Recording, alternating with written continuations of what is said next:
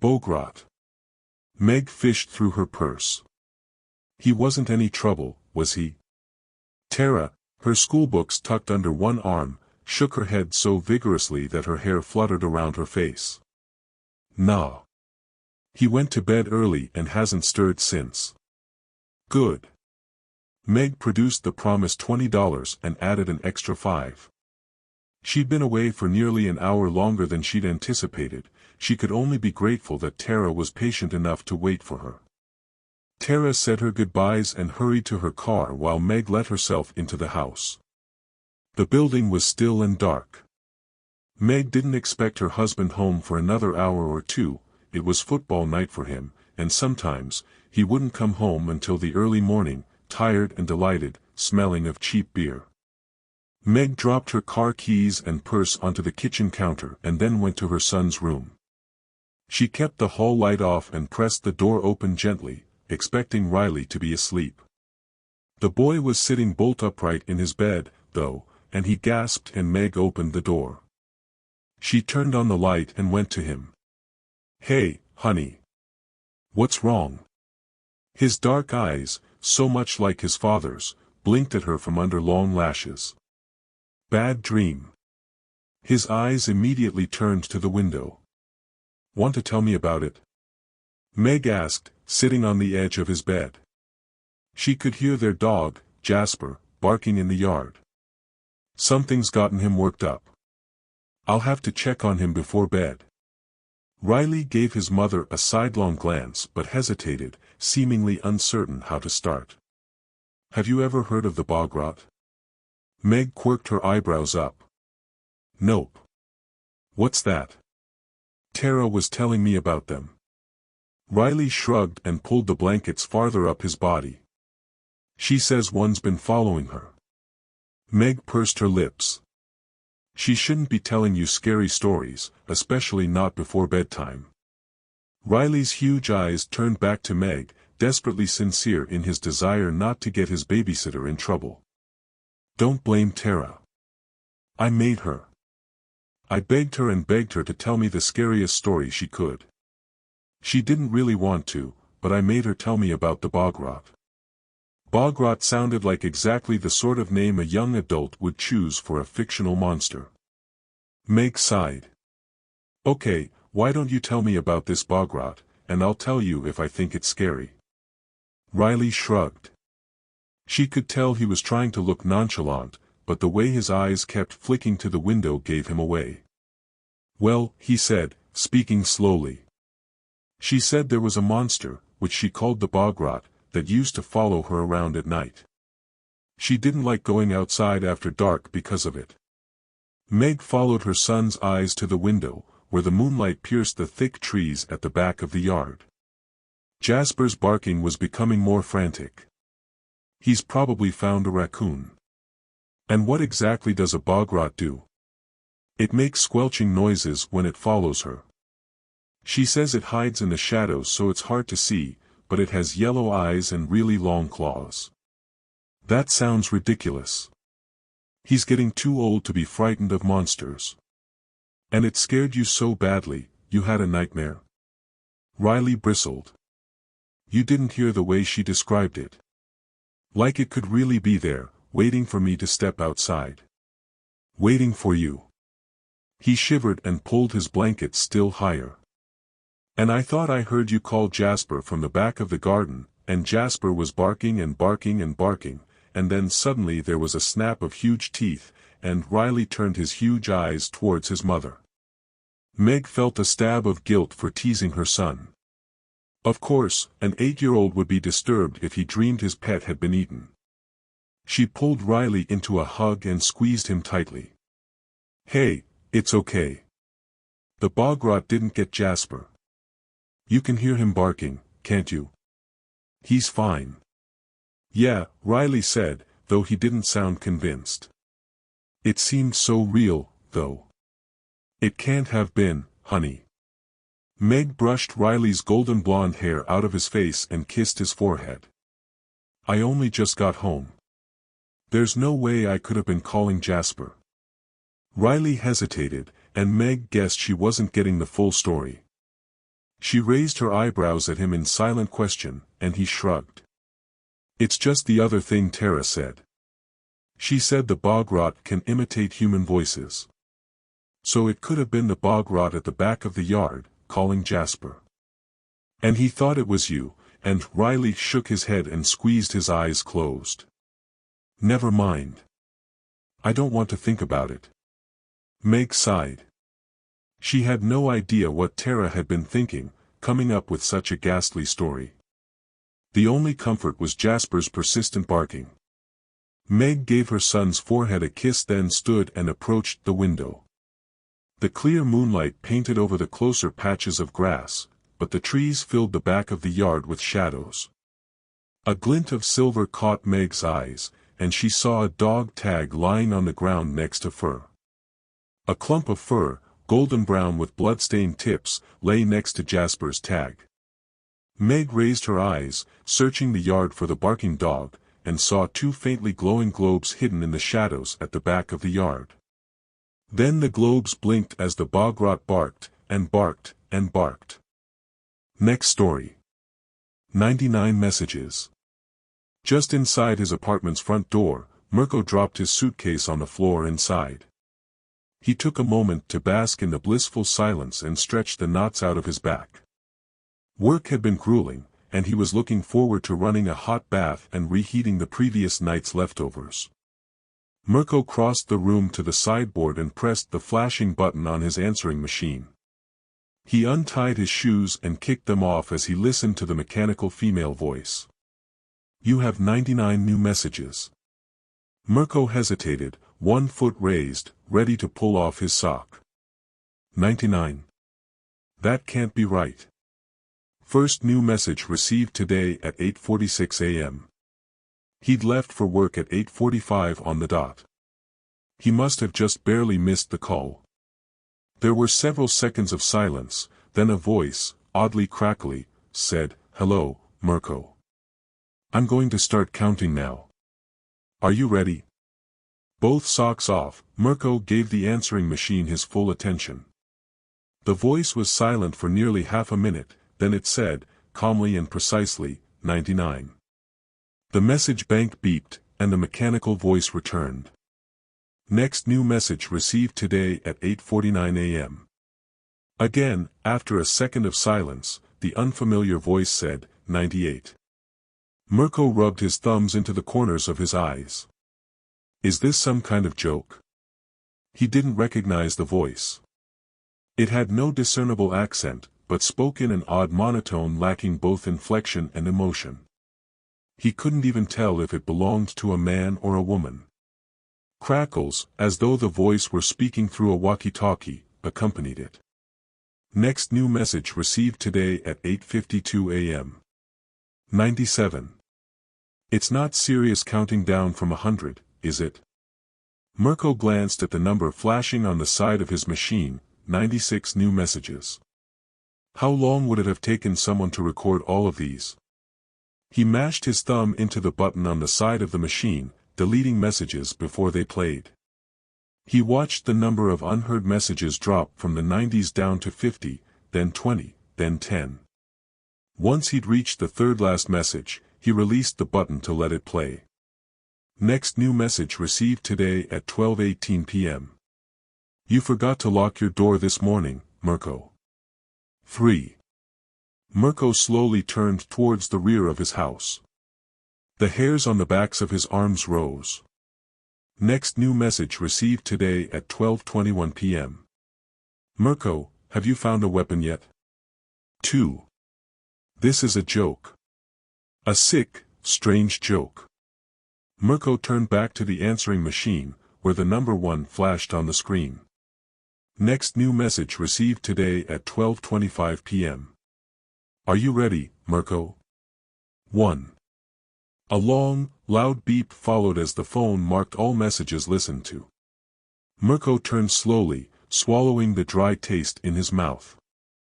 For a moment, his apartment was filled with complete, perfect silence, then there was a quiet click as someone fastened the lock on his front door. Next story. Beanie's fast food. Beanie's plastic eyes surveyed the restaurant as his wide smile stretched his rosy cheeks. Polly always made a point of tapping the bright yellow button on Beanie's suit whenever he passed, as though the giant plastic torso could bring him good luck. He did so then as he crossed to the door at the back of the restaurant, 2 garbage bags clenched in his other fist. He could hear Jen, Polly's co-worker, grumbling as she sorted the inventory in the walk-in fridge. She hated the closing shift almost as much as Polly did. He shoved through the narrow door at the back of the building and used one foot to slow its closing so that it would hit the latch but not lock. The cold night air bit at his face and ears. He jogged towards the dumpsters at the opposite side of the car park, trying to keep up his momentum and reminding himself that he would be home in another 20 minutes. Polly was halfway across the car park when a bang startled him. He turned, surveying the nearby streets, which were empty. The parking lot had only 3 cars, his, Jen's, and another he didn't recognize. The car possibly belonged to a druggie or a drunk who'd forgotten where he'd parked. It had happened before. Their branch of Beanie's fast food was nestled on the edge of a not-so-pleasant part of town.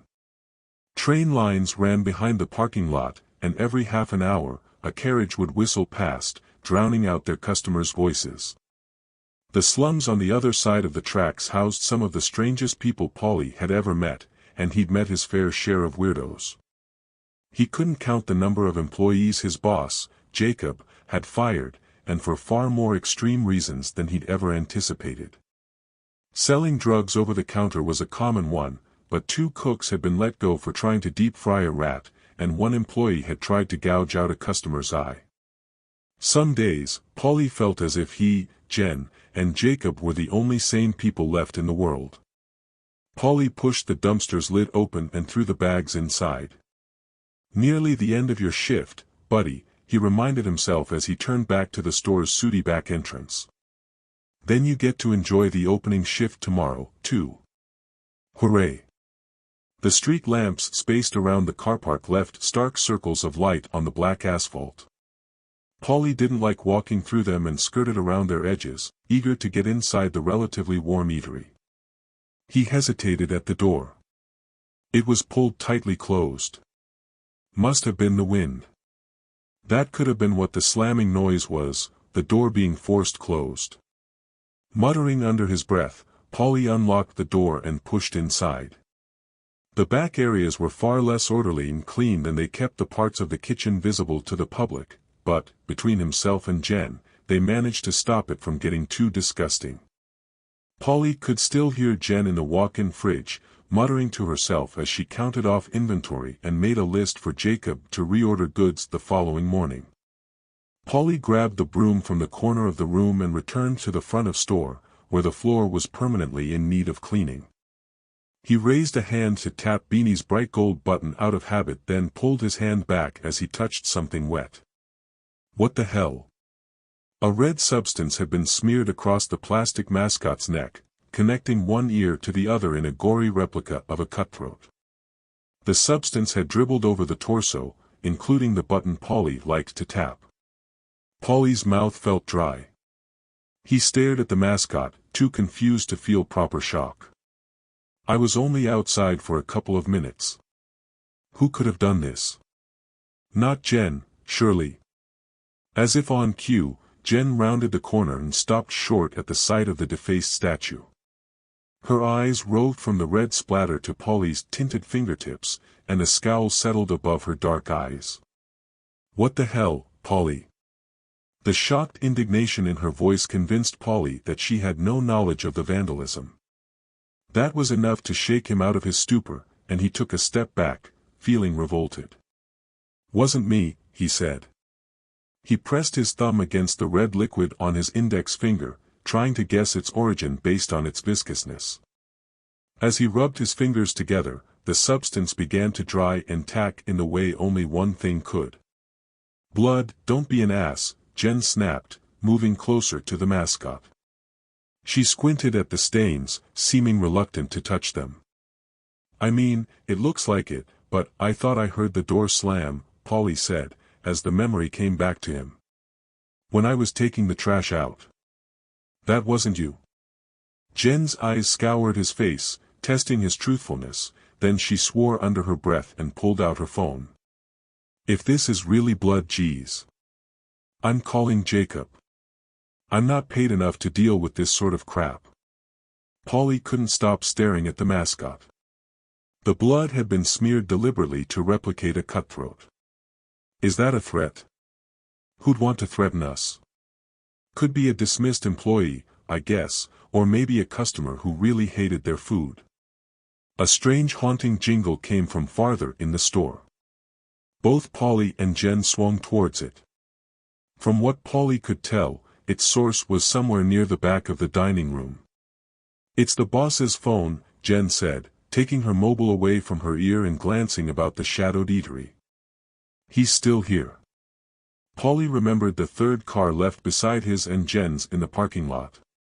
It had been too deep in the shadows to see clearly, but it could have been Jacob's. Come on, Jen said, pushing past Polly to cross the dining area. I'm not going to stand for any sick pranks. Her voice was strong, but he thought he detected a note of anxiety hidden in it. He followed her as the haunting jingle led them to the bathrooms at the back of the building. The ringtone came from the men's, and Jen pushed in without hesitation. Jacob, she called, and to her credit, she hesitated only a second before striding towards the stalls. What the hell do you think you're playing at? Polly froze in the doorway, his nerves on fire and the hair on his arms standing on end. Only one stall had its door closed, the last one in the row. It wasn't fully shut, though, the door had been pulled to, but not locked. Jen, Polly said, and the word rasped across his dry lips. Jen, don't. She either ignored him or hadn't heard him. Just like she hadn't heard the dripping sound, barely audible above Jacob's ringtone, or seen the trickle of dark blood running from inside the stall and dribbling towards the drain. Jen pushed open the stall door, and her scowl morphed into an expression of absolute terror. Next story. Death follows. Death's exhale was a protracted, scraping rattle. It conjured memories of dead leaves skittering over dirt, fingernails drawing across gravestones, or an elderly man's final rasp. It wasn't unfamiliar to John. He was at the head of his driveway, and it took a moment of searching to spot the black shadow nestled in the corner of his neighbor's house where the vines grew thick and the slanted roof blocked out most of the waning light. The specter looked near identical to a shadow, save for its movements and the flash of light reflecting off its eyes. It was taller than a human, but its back and shoulders were stooped. Its unnaturally long fingers twitched at its side as it stared at John. He turned, put his hands into his pockets, and began walking to town. His job as a spirit medium had introduced him to the specter. Curiosity in life after death, of spirits and lost souls, had increased dramatically at the turn of the century, and John's unique talents had allowed him to charge a rich sum for contacting the husbands, sons, and daughters of grieving women. The spirits would answer his call and communicate messages through taps, chills, and whispers. John had been a spirit medium for close to a year when he first saw death. During his work, he'd given a great deal of thought to the souls and where they went after their mortal bodies perished, but none to the entity that reaped them. Then, one evening, he'd glimpsed the shadow in the back of an elderly widow's parlor. Its lamp-like eyes were fixated on her bowed head, and a sense of unease had prickled at John's skin and made his saliva bitter. He'd left early. The following morning, he received word that the widow had passed in her sleep. Since then, he'd seen death lingering around men and women who were near the end of their time on earth. The creature was infallible. And this time, it had come for John. He picked up his pace and heard the scrape of long, steady footsteps behind him. Death had seemingly endless patience, he'd learned. The intended victims would live hours or even days after the specter began trailing them. That gives me time, he thought, though he didn't know what he intended to use that time for. His first thought was to settle his affairs, but he had no wife and no children to settle on. There was no one he cared about to say goodbye to. As a spirit medium, he traveled through town so quickly that he never became attached to the inhabitants. At the end of his lane, the road split. Left went towards town, right led into the countryside. John paused, considering his options. He didn't dare turn around, but he could hear the spectre coming closer, moving to stand in his shadow, to breathe its fetid, icy breath across the back of his neck. He turned right. If he was going to die, he would do it in a discreet place where his body wouldn't cause too much distress.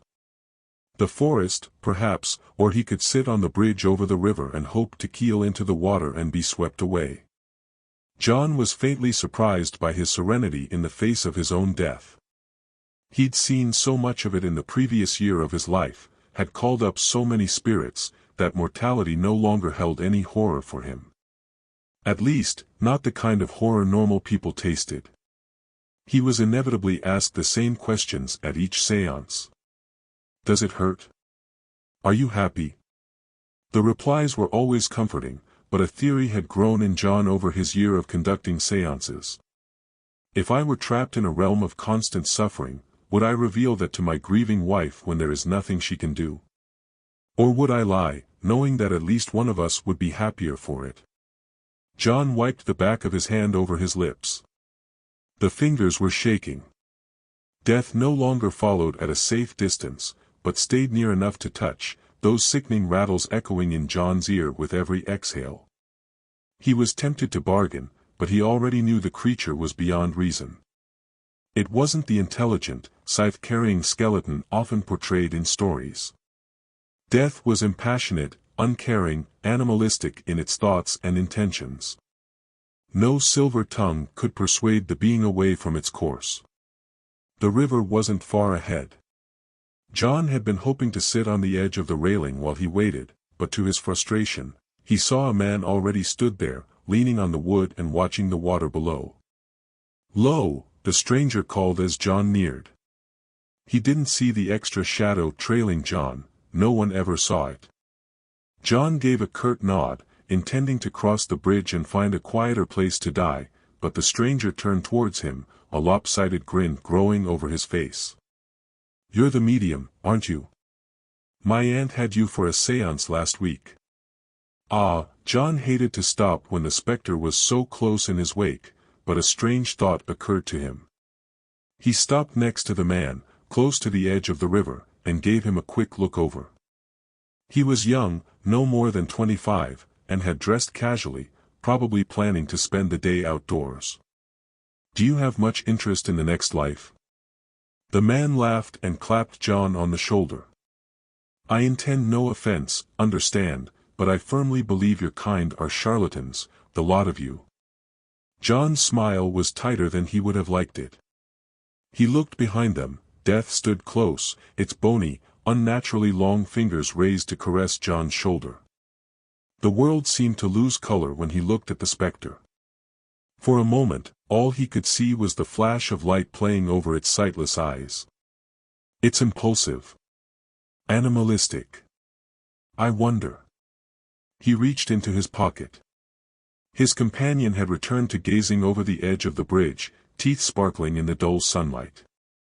"I'm sure your antics are good for an evening's entertainment, but I don't believe for a second you do anything more than comfort the grieving. You'll believe soon enough." John flipped the knife out effortlessly and drew it across the man's throat. A gush of red poured from the cut, and the man's smile finally disappeared into a horrified shriek.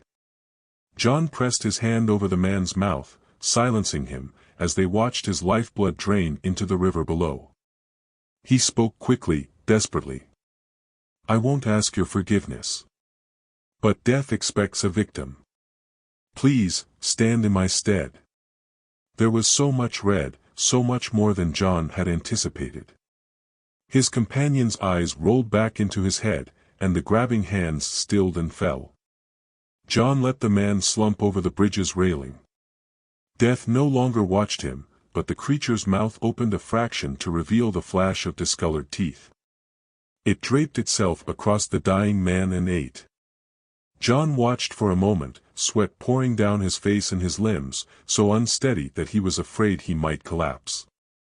Then he threw the knife into the river, skirted around the feeding shadow, and ran. Next story. After closing, Soren woke with a snort. His neck hurt. The pain radiated down his spine and into his left arm. He sat up, trying to figure out where he was, and bumped his head on something hard. What? He glanced up and saw the underside of a scratched wooden desk. Familiar smells reached him then: paper, disinfectant, and the tang from the sickly sweets kept in a bowl on the help bench, and he remembered. The library. I slipped under the desk to have a nap before going home. What time is it? Soren pushed the chair out of his way and crept out from under the bench. The lights were out, and the library was deathly quiet. He'd slept through closing, he realized, with a flush of mingled embarrassment and light anxiety. There's got to be a way to open the doors from the inside, right? I won't be locked in here until morning, will I? He got to his feet and cringed as pins and needles shot down his leg. He held still, one hand grasping the back of the chair, the other resting on the desk where his schoolbooks were still stacked, while he waited for the blood flow to return to the limb. The librarians mustn't have checked the library very thoroughly before going home. I was well hidden under the desk, but there was no way they would have missed me if they'd tried to take my books. A scratching sound drew Soren's attention. Something was moving near the back of the library. He frowned and crept forward to see around the nearby bookshelf. There shouldn't be anyone else here, not at this time of night.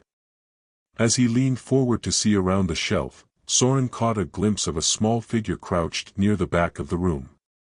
It seemed to be digging through the small bin in the corner. Soren stared at it, mesmerized and unable to comprehend what he was seeing, as the figure's dexterous limbs moved. It was bone-thin and naked, and though it was hard to see with only the backwash of the streetlights filtering through the library's window, he thought its skin was gray. The being in the corner of the room suddenly stopped its rummaging.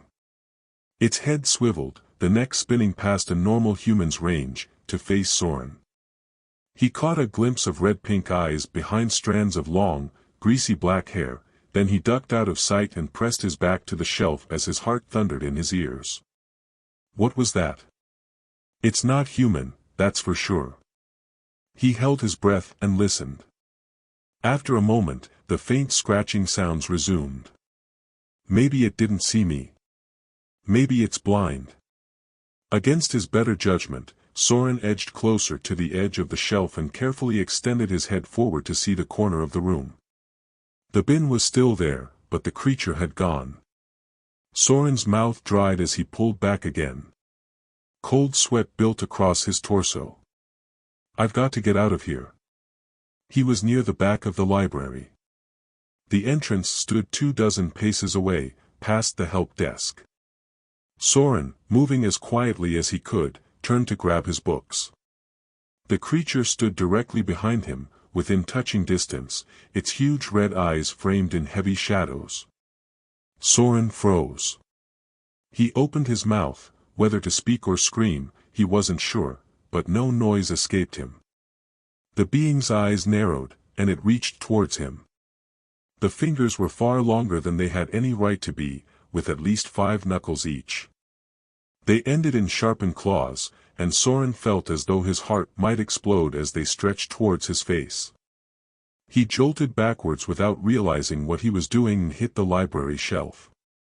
His feet skidded out from under him, and Soren grabbed at the shelves as he topped the ground. His weight was enough to pull the heavy structure free from its bolts and bring it crashing down on both himself and the creature. The books poured from the shelves as it fell, and Soren caught a half-second glimpse of fury blazing in the monster's face before it was smothered. The bookcase landed on Soren's leg, which was still numb from when he'd fallen asleep, and he grunted through his teeth. Get up, idiot. Run. Soren pulled his legs out from under the books, gained his feet, and staggered towards the library's door. He thought he could hear the skittering, clawing noise again, but when he turned, the room behind him was still except for the settling pile of books. The library's doors had motion sensors to open them, but they'd been turned off at closing. Soren tried to wedge his fingertips into the gap between the doors and pull them open, but they wouldn't move. There has to be a spare key or something. Soren turned to put the doors at his back. He could see the fallen shelf silhouette in the back of the room, but saw movement. Is it still there, under the books? Did I kill it? Soren's breaths came as thin wheezes as he moved around the help desk and searched knickknacks hidden there. In the darkness, his hands brushed over paper clips, erasers, pencils, pens, letter holders, and a glass still half full of water, without finding any keys. He swore under his breath, then fell still as he heard the noise again. Like fingers brushing across paper. He raised his head to look over the top of the help desk, but he couldn't see any sign of motion or of the red eyes. His lips formed another swear word, but he didn't dare speak it. There's got to be keys. Got to be. Soren turned to look at the wall behind the desk, and then he saw it. A door set between the shelves had been left open. It seemed to be some sort of storage closet, though Soren didn't remember ever seeing the library staff use it. I'd be safe in there, I bet. I could barricade myself inside and wait until morning. Without a second thought, Soren crossed the distance and stepped into the room, pulling the door closed behind himself. He fished his phone out of his pocket and turned it on to use its light. The glow was too dim to allow him to make out details, but what he could see made his heart freeze. A cot had been set against one wall, with a bucket just below it. The cot had blankets and a pillow, but they were grimy with age. A single chair sat against the opposite wall, taking up the rest of the cramped room. It lives here. Why? How? Does one of the librarians own it, and they let it out at night? Soren backed up against the door, struggling to draw breath. I can't stay here. Not in its home. I've got to get out. Even if I break the glass doors, I could use the chair. He opened the door a crack and edged out of the room, moving his feet in slow sweeps across the carpet to minimize noise, intent on the sliding glass doors. The sound, that faint crackle of nails on paper, came again, and Soren stopped, every nerve in his body on fire, every hair on his arm standing on end. It's not coming from anywhere ahead of me. Not behind me, either. He raised his eyes to where the creature clung to the foam tiles lining the ceiling. Its jaws opened into a vicious smile, exposing rows of sharp teeth. Then it let go, dropping toward Soren. Next story. Growth. A tapping sound startled Mary.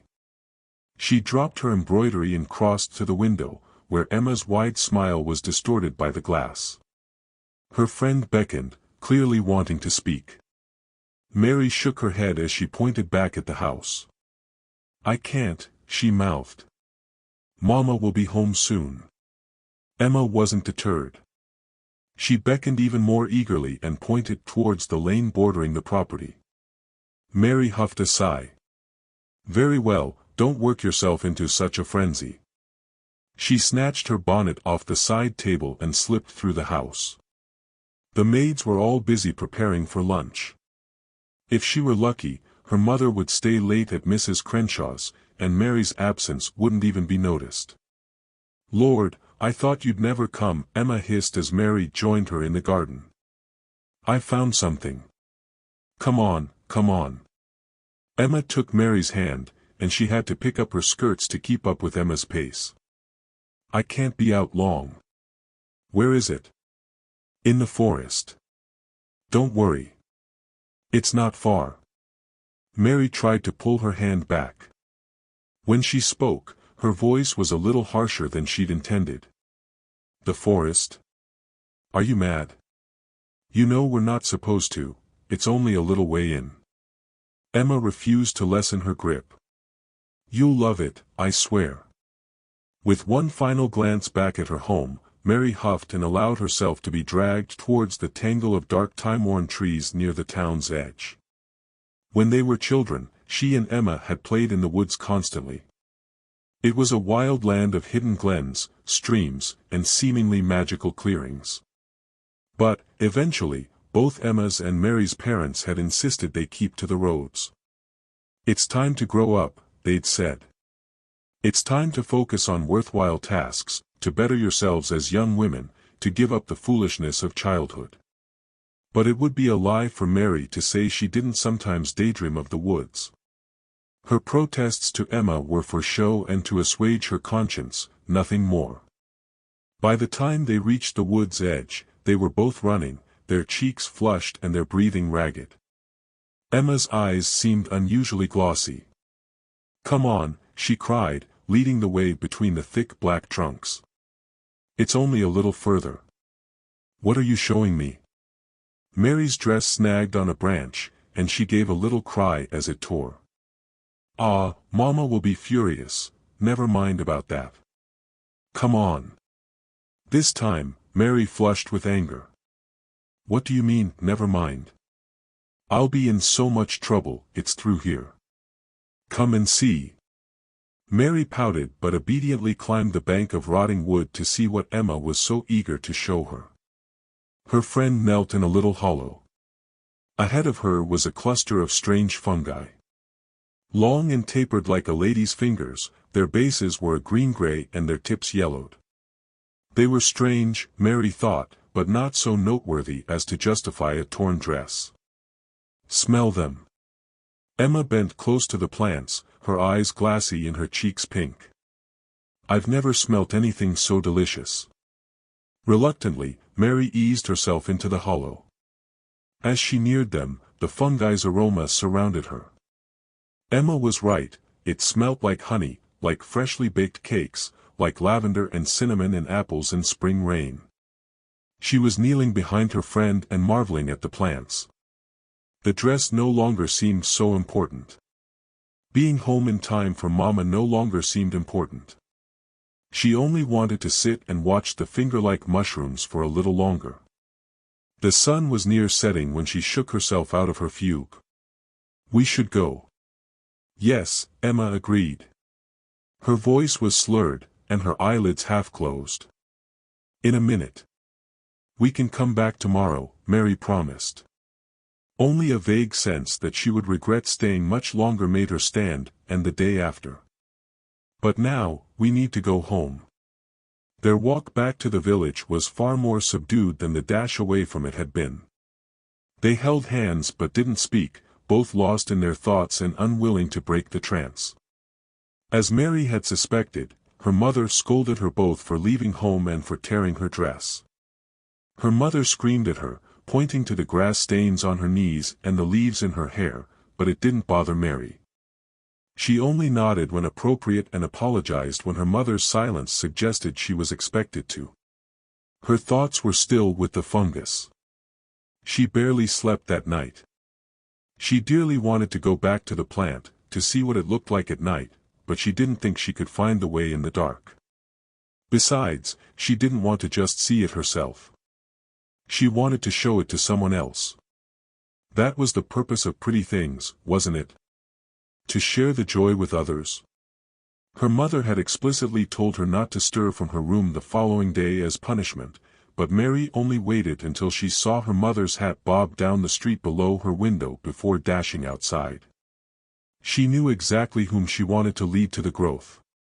Her family, being one of the wealthier in the village, rarely spoke to the farming family near the woods, but they had a daughter around Mary's age. She found the girl tending to the chickens. It didn't take much to convince her to come to the forest. "Where are we going?" the girl asked. Mary belatedly realized she couldn't remember the girl's name, but that no longer seemed important. "You'll see," she replied, and laughed at how closely the conversation mimicked hers and Emma's from the day before. The hollow already had a visitor. Emma was kneeling next to the fungi. Her hair was disheveled, and she still wore her night dress, but she didn't seem to care as she turned a dazed smile towards Mary. "Oh, you brought a friend." Her fingers were sticky with a thick orange liquid. It looked like honey, but as Emma turned back to the growths, Mary realized it had come from the fungi. Emma had broken one in half and dipped her fingers inside. As she sucked on them, her eyes fluttered closed while she relished the taste. Mary wanted to sample the plant too, but some distant, subconscious caution held her back. "Don't eat anything that grows in the forest," her mother had said countless times. "It could be poisonous." She closed her eyes and contented herself with the smell. The farm girl had been mute, but very slowly settled beside her to be near the mushrooms. Her wide eyes were already developing a dull glaze. Mary stayed as long as she dared, watching the little plants and listening to Emma lick her fingers. When she finally rose, the sun had fallen, but she felt neither hungry nor cold. Even keeping the same position all day had not made her sore. The farm girl obediently stood with her as they turned back to town. Emma stayed. Her time at home was a daze. Her mother screamed at her so violently that spittle flew from the woman's mouth. That didn't matter, though. The food passed through her bedroom door didn't matter, the hot bath didn't matter, and the starry night didn't matter. Nothing mattered until Mary tried to open her door the following morning and found it locked. Then she screamed, shed hot tears, and beat her fists against the door. The doctor arrived. His diagnosis was hysteria to be treated with seclusion and a pungent herbal blend. Mary hated the medicine, it was so astringent, so acrimonious compared to her mushrooms. She swallowed it so that the doctor would leave her alone, then waited until her family went to bed before cracking open her window. The cold outside air burnt her throat as she ran towards the woods. She was barefoot, but the littered forest floor didn't hurt her. She wore only her nightdress, but the air didn't make her shiver. She followed the route to the fungi as surely as though the map had been branded into her mind. As she stepped into the clearing, she discovered the farm girl had brought more friends. 5 of them knelt in the hollow, but didn't stir as Mary took her place amongst them. Emma lay among the mushrooms. She looked so peaceful that she might have been dead, except for her infrequent, halting breaths. The fungi had grown across her, sprouting from her skin in little pretty patches. Their gray and yellow stalks, so much like fingers, quivered every time Emma breathed. It was a sight that might have once filled Mary with revulsion, but at that moment, seemed natural and comforting. It was a good thing to have happened. Emma might die, but the fungi would live, growing from her collapsing body and spreading their sweet scent through the forest. Mary no longer felt any of the niggling reluctance that had plagued her over the previous days. Her mind was pleasantly empty as she bent forward, snapped one of the growths off Emma's cheek, and lapped at the honey-like syrup that dribbled from its stalk. Next story. Quarantine. The shuttle door opened with a quiet hiss. Ava pushed inside and floated in the zero gravity while she waited for Tequil to follow her. He'd been unusually slow that afternoon, and she found herself crossing her arms as her partner drifted through the hatch. "Any time this century," she said, as he pressed the button to close the door. She couldn't see his face under the helmet, but she could imagine the scowl he shot her. "Hey, shut up. It's not like we're on a deadline or anything." Ava sighed and began typing commands into the control panel. "Yeah, sorry. You've just been I dunno, like you've run out of juice. We've been working together for, what? For years. And I can't ever remember having you follow me before." The gravity normalized as the centrifuge kicked in, and Ava let her boots drift to the floor. She pressed a second button to check the air levels were safe, then she unlocked her helmet. As she unzipped from her suit, she glanced back at Tequil and felt a stab of shock. Her partner was pale and sweaty. He'd looked fine when they'd suited up, but something had obviously affected him during the 4-hour flight. "Hey, is something wrong? You're not looking so hot." Tequil shot her a tight smile. "I don't feel great, to be honest. My wife was coming down with something this morning. I might have caught it off her. Don't worry about me, though." We'll be back to base in a couple hours, and I'll take the rest of the day off work if I'm not better by then. You sure? I can finish up here while you wait in the ship. Tequil punched her arm as he passed her, and opened the door to the small biotech room that held the life support systems. What did I say? I'm fine. We'll get through this faster if we both do it, anyway. Ava sighed and hung her suit beside Tequil's before moving to the shuttle's main control board to check for irregularities. It was a routine maintenance trip to an infrequently used midpoint shuttle, and if they were lucky, they could solve any issues within an hour and be back to their host planet early in the afternoon. Her communication pad buzzed, and Ava unhooked it from her belt. Central's logo flashed on the screen, with her commander's insignia below it. She pressed the button to answer. What's up, boss? Mal, her dark gray hair slicked back above her deep eyes, appeared on the screen. Ava wasn't sure if it was her imagination or not, but her boss seemed a little more frazzled than normal. Oh, good, you're there already. Everything going according to plan? Ava glanced behind herself, where the room was quiet and still. Yeah, no problems so far. The system says there are only 3 non-critical bugs this time. Should be an easy job. Good, good. Mal glanced to the side, as though she were listening to someone beyond the screen's view. Ava tried to be patient. A call from her superior during a routine job was unusual unless there was an emergency. Mal glanced back at Ava and pushed a determined smile onto her face. Just wanted to check that you and Tequil are doing okay. Isn't that what she just asked? Yeah, things are fine. Should be out of here soon. Good, good, and neither of you have any sort of symptoms. Ava hesitated and glanced at the biotech room, where she could see the bases of Tequil's boots as he worked on the cabling under the water reclaimer. Well, actually, Tequil's come down with something. He said he'd probably caught it from his wife before he left. Ah. Mal turned to the side and spoke to the person Ava couldn't see. Her voice was too quiet for Ava to hear most of what she said, but Ava managed to catch, was she one of them? Mal's face darkened. She turned back to Ava, her smile evaporated, and took a deep breath before speaking. Captain James, there's a potentially dangerous disease passing through the stations. We have the situation under control at our base, but I suspect Captain Shamel may have contracted it before his deployment this morning. Ava frowned at her boss, confused by the suddenly formal dialogue.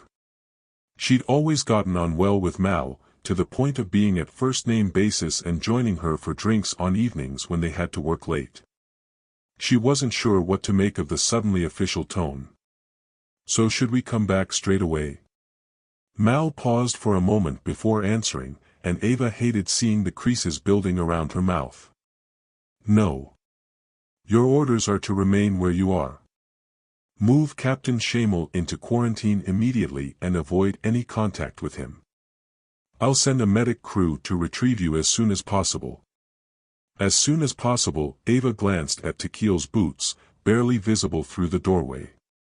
How soon's that going to be? Within the next hour. As soon as possible, Mal repeated, then glanced aside. This time her companion's voice was loud enough for Ava to hear the urgent tones, but not the words. Ava, I have to go now. Get Tequil into quarantine, and stay safe. Stay safe. Ava echoed, but Mal had already ended the communication. Frustrated, Ava clipped the box back onto her belt and scowled at the shuttle. And where exactly am I supposed to quarantine someone on this heap of junk? Hey, Tequil. Her companion didn't answer. Ava approached the biotech room as anxiety began to flutter in her chest. Tequil was kneeling on the ground, apparently lost in thought as he stared at the cables. Ava had to rap her knuckles on the door twice before he rocked back onto his heels and looked at her. Geez, Ava said, lost for words. Tequil had looked bad before, but he degenerated to ghastly in the few short minutes they'd been separated. His hair was plastered to his face, which dripped sweat. His skin, normally a healthy bronze, had turned gray, and his lips were tinged blue. His unfocused eyes roved the room before settling on Ava. "Huh?" he said, and a trickle of saliva ran from the corner of his mouth to mix with his sweat. Ava swore and covered her mouth and nose with her sleeve so she wouldn't inhale any pathogens. "Is it a virus, though? I've never seen any sort of disease move this quickly." Tequil keeled forward, and his hands flopped against his stomach as though to knock away an unpleasant sensation. Ava stared, transfixed, as her partner lurched back and his stomach swelled under his uniform. Fear fought through the confusion, and Ava remembered that she was supposed to quarantine her partner. She reached for the door to wrench it closed, but a second before she could, Tequil's suit and stomach split open, spilling a series of long gray worm-like creatures onto the floor. A scream rose in Ava's throat, but she choked it off before it could leave her mouth.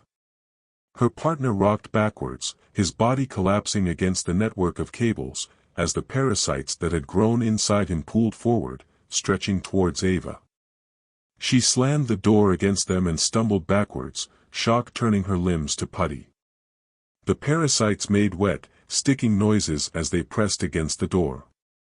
Ava skittered backwards as far as the cramped room would allow her, then dropped to the ground and pulled her knees up under her chin.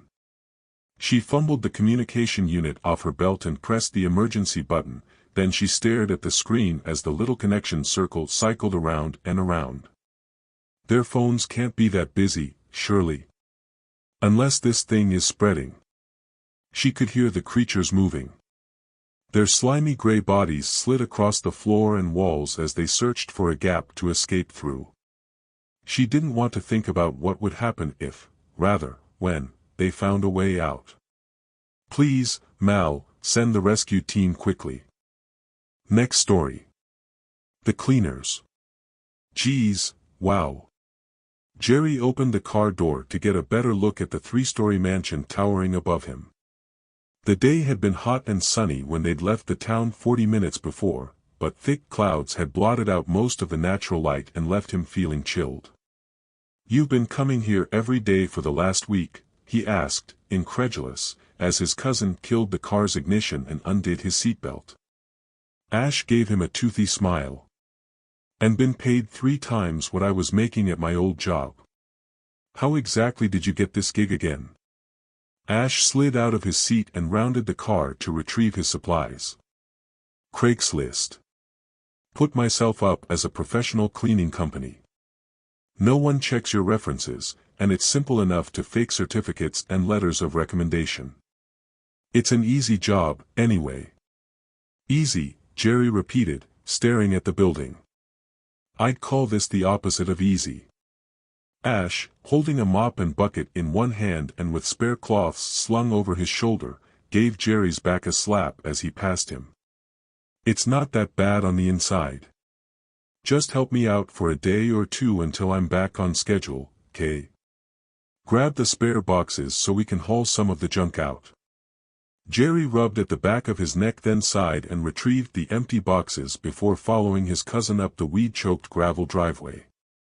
It had sounded like an easy job when Ash had called him the night before. "I'm cleaning a friend's home, but I'm a bit behind schedule. Wanna help out for the day? I'll pay you $50. Of course, he hadn't learnt until that morning that it was actually a paid job. And it wasn't a simple declutter and dust task, either. The elderly woman who had lived in the house has passed away a fortnight before, and her family wanted the building thoroughly cleaned before they put it up for sale. Jerry swore under his breath and ran up the porch steps to where Ash had propped the door open with a rock. The foyer looked reasonably clean, furniture had been shoved into a corner, waiting either to be sold or carted away in a dump truck. An archway to the right led into an old-fashioned sitting room. Jerry's mouth dropped open as he turned in a slow circle, amazed by the opulence surrounding him. The gold-leafed sconces lining the walls matched the chandelier hanging high above his head, and the chandelier, in turn, matched the grungy marble tiles below his feet. "This is incredible. It's sure something, Huh. The guy who hired me said it was built in the 1800s, when the woman who lived here was a young child. What? Seriously? But wouldn't that make her, like, over 100? That's what he said. I've got to finish in the kitchen. I didn't get through it last night, but it's a bit small for two of us. Why don't you head upstairs and pick a room? Just clear out any drawers, carry as much of the furniture downstairs as you can, and vacuum the floors. Clear out. What do I do with it? Ash shrugged as he backed towards the sitting room, dragging the mop in his wake. If it looks super important, put it to one side. Otherwise, toss it all in the box to throw out. I already asked the owner, and he doesn't want any memorabilia kept. Right. Ash disappeared from view, and Jerry was left facing the curved stairway leading to the second floor. He cleared his throat, picked up one of the empty boxes, and began climbing. The steps groaned under his weight, and Jerry couldn't help but wonder how long it had been since they'd been used regularly. If the owner was over 100, she must have lived in the downstairs rooms, surely. The dark, musty hallway stretched ahead of him, coated in red wallpaper that had faded with age. Jerry tried the first room, but Ash had already cleared it. The second opened into a bathroom, which he skipped, but the third brought him to a cluttered bedroom. "Kay, you got this," Jerry said, clutching the box tightly. The room looked long disused. A huge wardrobe sat recessed into one wall, opposite a bureau, a small desk, and an empty shelf. Though the room had clearly been meant as a bedroom, it had no bed. Jerry dropped his box beside the bureau and pulled open the first drawer, expecting linen. To his surprise, it was filled with piles of handwritten notes on aging yellowed paper. He leafed through a few pages, but the old-fashioned scrawl was indecipherable, so he dropped the papers into his box and went back for another handful. A picture slipped out and fluttered to the floor, and Jerry bent to pick it up. It showed 4 women, all dressed in heavy Victorian garb and with their hair pulled back into tight buns, sitting in a semicircle. The picture was small and grainy, but the women all seemed to wear an identical inscrutable expression as they gazed at the camera. He squinted at a shape in the background, then lowered the picture to look at the wardrobe set into the back of the room. They were one and the same. The way the women were arranged around the wardrobe seemed to suggest it had some sort of significance. "Weird," Jerry muttered. He dropped the image into the box, where it landed on an ink-stained butcher's receipt. Jerry moved quickly through the first drawer, dumping its contents into the box after a quick scan for obviously valuable paperwork. Halfway down, he came across a gold-embossed certificate. Awarded to Miss Myrtle Vichalis for exceptional contributions to the field of cryptozoology. Cryptozoology? Jerry had heard the word before, though he couldn't remember what it meant. The certificate looked expensive and important, but if it had been left forgotten in a room that was never used, he couldn't imagine anyone still living wanted it. Into the box you go. With the top drawer emptied, he bent his head to check that he hadn't missed anything. Snagged between the base and the back of the drawer was a second photograph. Jerry reached into the bureau and plucked it out. What he saw set his heart thundering and sweat developing across his back. The 4 women still sat posed around the wardrobe.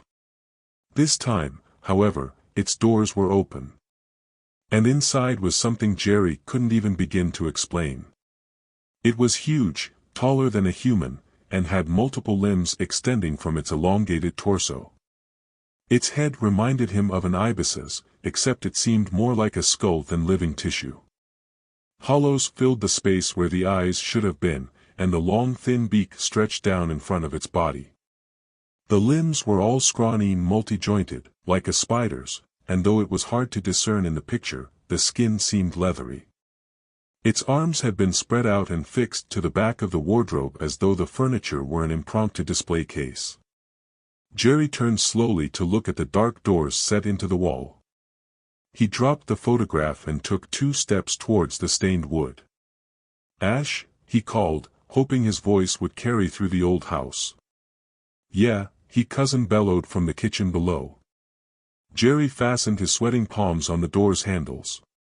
What's cryptozoology? I know that, isn't it, like, Jerry pulled on the handles and tugged the doors wide open. It's the study of mythical animals, isn't it? Jerry didn't reply. He was captivated, and shocked, and amazed, and appalled, by the sight in front of him. The creature, standing nearly a foot taller than he did, remained in the wardrobe, its limbs still nailed to the wooden sides. Its empty eye sockets stared out of the bird-like head, and its leathery skin sagged about its ancient frame. Jerry met the skull's empty gaze, and he could have sworn he heard a quiet rattle as the beast exhaled. Next story. Experimental. Arlo stretched then lounged back in his chair. He had his phone propped up against the back of the desk, playing that night's footy match, and his ice pack had done a decent job of keeping the beer cold. His shift at the Argent Research and Development Labs wouldn't finish for another hour, but it was the quietest part of his day. Most of the labs had already been vacated, leaving just the deadline chasers and obsessives to burn the midnight oil.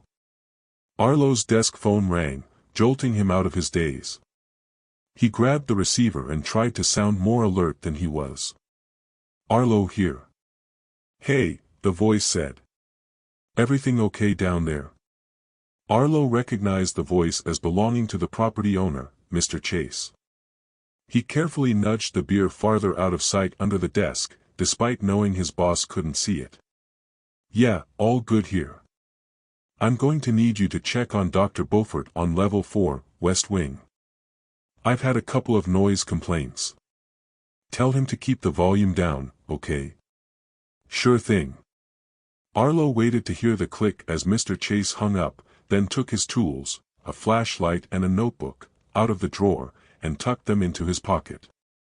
Then he marched down the empty tile hallway to the lifts at the opposite end of the room. As he waited for the doors to open, he tried to remind himself of who Dr. Beaufort was.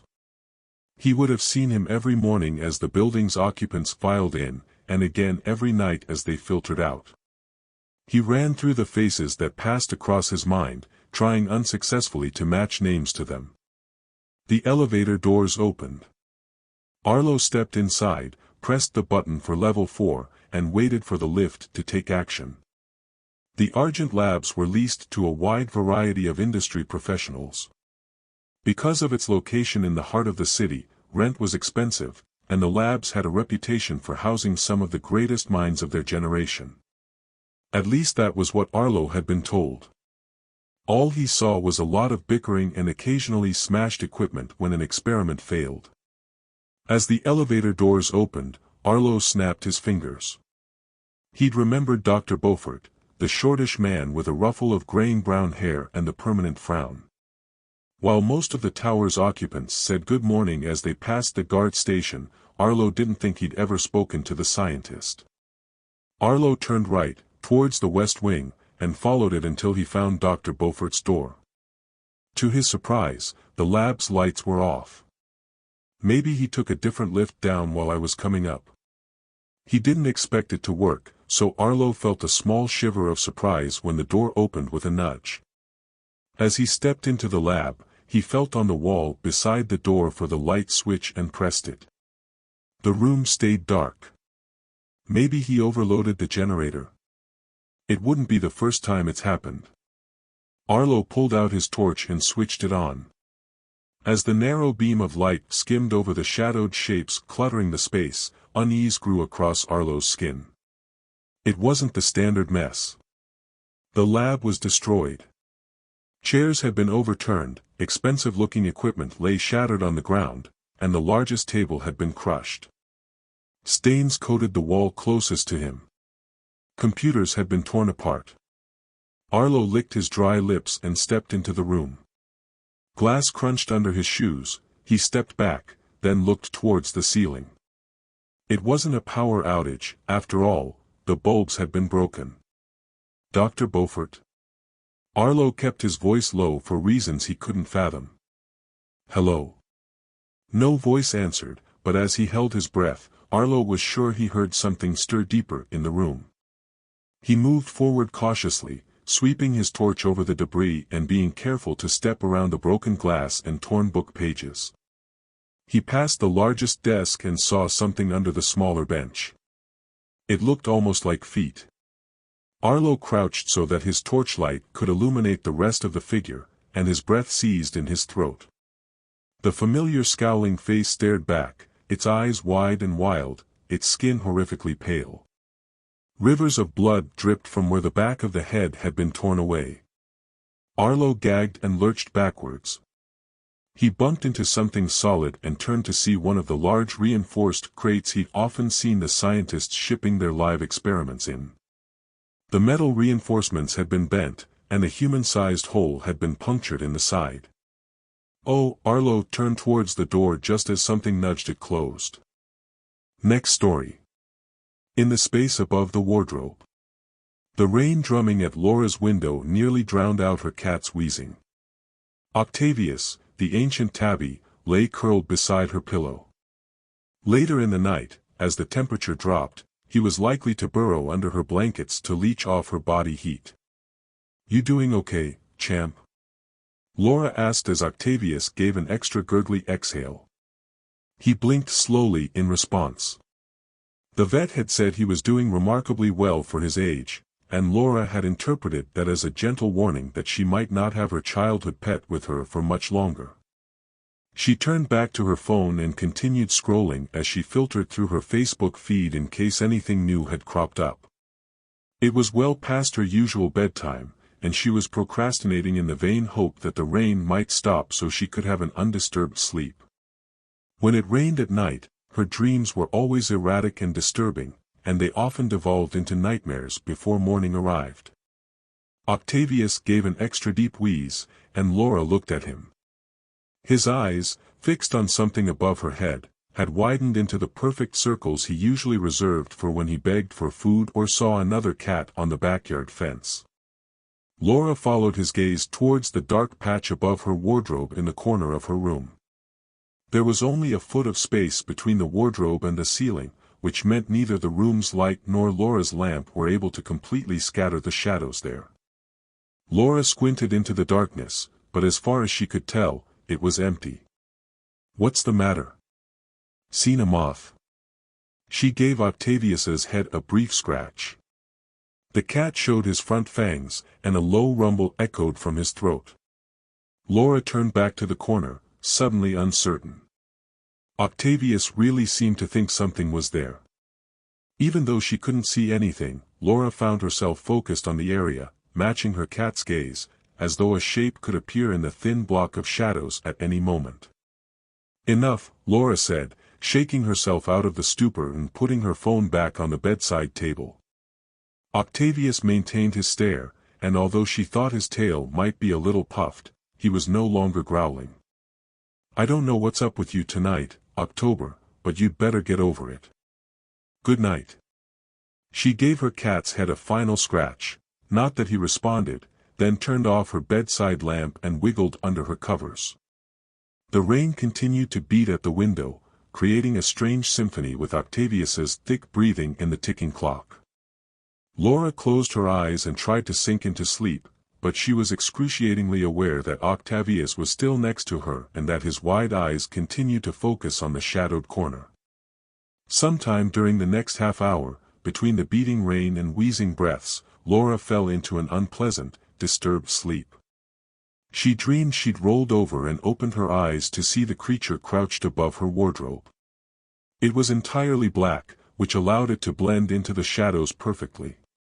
Water dripped from its moist, leathery skin and ran down the side of the bookcase to soak into the carpet. Its eyes were the worst. They were large and round, with horizontal pupils, like a cat's. They flicked from Octavius to Lauren's sleeping form, back and forth, as hunger drew its lips apart to expose the many rows of shiny white teeth packed inside its mouth. Lauren started awake with a gasp. It took her a moment to remember where she was, then she scrambled to turn on her bedside lamp and scanned the space above her wardrobe. Empty. She sighed and rubbed her palms against her eyelids. A low rumble from her side drew her attention to Octavius. He was crouched in a space beside her pillow with his hackles raised and his bushy tail curled around his body defensively. His huge green eyes remained fixed on the corner of the room, the space where she'd dreamed she'd seen the creature. "There's nothing there," Laura said, more to reassure herself than to calm her cat. She looked back at the corner for the final time. Something glistened on the side of her wardrobe.